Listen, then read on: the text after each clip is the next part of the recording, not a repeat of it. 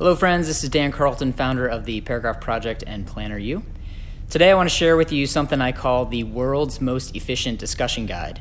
Now this discussion guide is really crafted for more brand exploratory research, and it's probably best suited for more qualitative research rather than quantitative.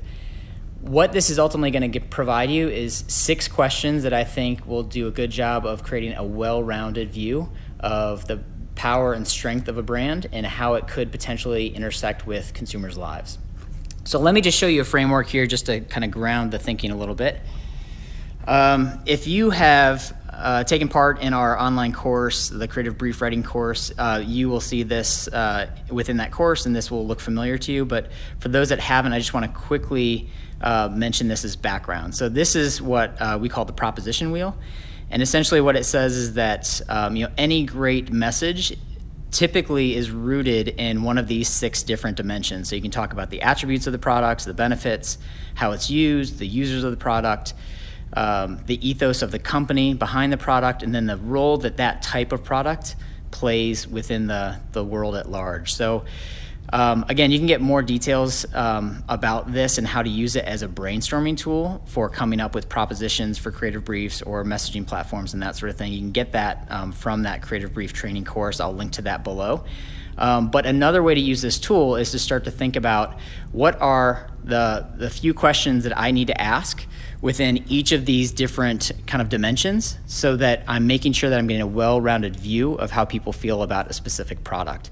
I think a lot of research when it comes to like brand exploratory stuff is really focused on these 2 kind of dimensions here. There's some very basic, what do you think about this product? What do you like? What do you don't like? And it really only gives you kind of a small glimpse of that potential that that brand has. And what you really need to do is make sure that you have questioning that really kind of explores all these different areas. If you have like a 2-hour, focus group, you can of course, get into all of these different areas at good detail. But if you are doing something a little bit more scrappy, maybe it's like man on the street interviews or something like that, you need to be more efficient. So this is where the world's most efficient discussion guide came in. Is I was trying to think about, what's the one best question I can ask to really understand how people think about the different attributes as it relates to competitors. What's the one question I can ask to get at benefit? And then, of course, I wanted to move around the circle and think about, what's a question I can ask to get at usage, and then the user profile, the ethos of the company, if consumers see any sort of values behind the company that sells this product, and then the role. So after a lot of trial and error, kind of where I got to were these 6 questions, and I'll kind of go through them quickly just to give you a sense of where we are. Okay, so this first one around attribute, this is a very kind of well-worn question. I'm sure you've all used it before at some point in time, but what are the first words or associations that come to mind when you think about a specific product or brand? So that's pretty straightforward. We've all asked that question before. The benefit. This is really trying to get at the impact that a product has or brand has in people's lives. So this question has worked really well in the past. In what ways does this product or brand make your life better? So we're asking respondents to give really rich information about how that brand kind of improves their lives, and it cuts right to the chase to really uncover that benefit that is a result of those attributes and features that that product offers. Usage. There's a lot of different ways to go with usage. You can talk about how it's used, when it's used. There's a lot of different ways you can kind of get into this question. The thing that I've found to be very helpful, most helpful, is this question: tell me about the best experience you've had with this product, or maybe it's the worst experience if you want the other extreme. But leaving it open and giving them room to share anecdotes and replay stories and experiences that they've had with a product is a great way to get some colorful responses without having to ask a series of closed ends and trying to piece together the story yourself. Just give them the platform to kind of share their kind of favorite or least favorite experiences with that product or service. The user.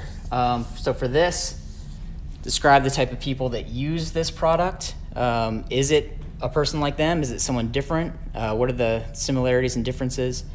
So this can open up great conversation just to get more clarity on how that brand is perceived within different kind of cohorts of the population, and whether or not the respondent sees themselves as part of that community or not. Next one, ethos. So this is a tough question to get at. Like if you're just doing a quick man on the street, it's really hard to kind of get at this sort of insight, but there is a question that we found to be really helpful, really efficient way to get some understanding about this. And the question here is, beyond making money, what do you think this brand cares about most? So are any of the things, any of the values that kind of back up those products, any of the things that that company's doing within the community or the world at large, are those kind of getting translated through the experience, and are consumers picking up on that? Or do they just see them kind of in the business to sell stuff? And then finally, with role, this is a great question. If this type of product no longer existed, what would you do/use instead? The important kind of side note to this question is that this typically works better when you're talking about a category at large rather than a specific brand. So we're not necessarily saying, if Starbucks didn't exist, what would you do instead? Because they would just go to the coffee shop across the street. But if you're asking, what if coffee shops never existed, then all of a sudden you get a better sense of the role that coffee shops play in people's lives, and there might be some interesting strategic fodder there. So again, the whole point of this is, this is by no means meant to replace a more robust, qualitative, exploratory into the strengths and opportunities for a brand. But if you are short on time, you have to be really scrappy. Like I said, you might be doing man-on-the-street interviews or some quick Google Hangout interviews or something like that. Making sure that you have at least one good question that opens up conversation with consumers across these 6 different dimensions is going to be huge in helping you cover a lot of ground and making sure that you have some interesting fodder to use as you're building out your strategy. So that's what I have for you today. Again, at the bottom in the comments, I'll link out to the Creative Brief Writing course if you want more information on this model. And then also I'll have a link. Go to planneru.com to sign up for future newsletters so you can be the first to hear of these videos and these little tutorials as they come out. That's what I got for you today. Thanks so much for tuning in, and we will talk soon.